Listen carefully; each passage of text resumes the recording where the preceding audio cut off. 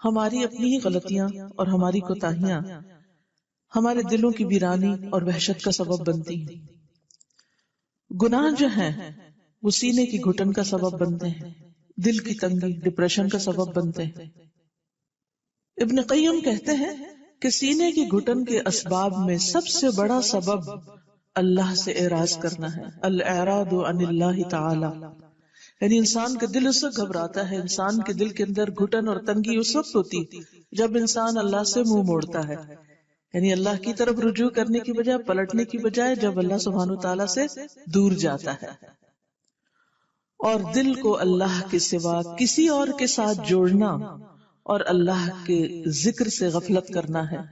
یعنی ہماری سب سے بڑی کوتاہی کیا ہے کہ ہم اللہ کو بھول کر اور چیزوں کے ساتھ اٹیچ ہو جاتے ہیں، انسانوں کے ساتھ، اپنی اولاد کے ساتھ، مال کے ساتھ، گھر کے ساتھ، کتنی بے شمار چیزیں ہیں جو ہماری توجہ اپنی طرف کھینچے رکھتی ہیں۔ ہم سب جانتے ہیں اپنی کمزوریوں کو۔ نماز ہی کا وقت ہوتا ہے تو ہم کہتے اچھا یہ کام ختم کر لیں، یہ کر لیں، یہ کر لیں، اور کرتے کرتے ہم اس میں تاخیر کر ہی جاتے ہیں۔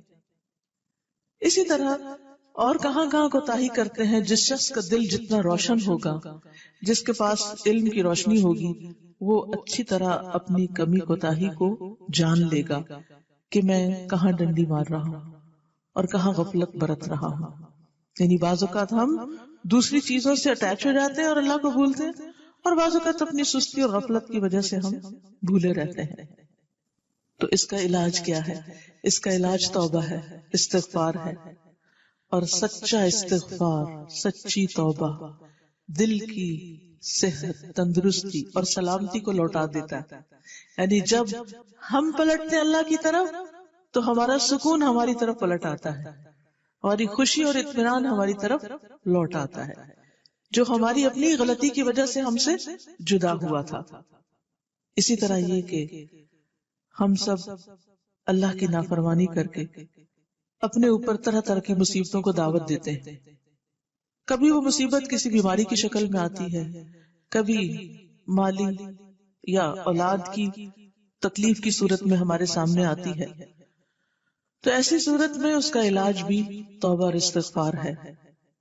قتادہ کہتے ہیں کہ یہ قرآن تمہیں تمہاری بیماری اور علاج بتاتا ہے، کیونکہ قرآن شفا بھی ہے نا، تو بیماری بھی بتاتا ہے اور علاج بھی بتاتا ہے۔ تو قرآن کی روح سے گناہ تمہاری بیماری ہے اور استغفار، توبہ ان کا علاج ہے۔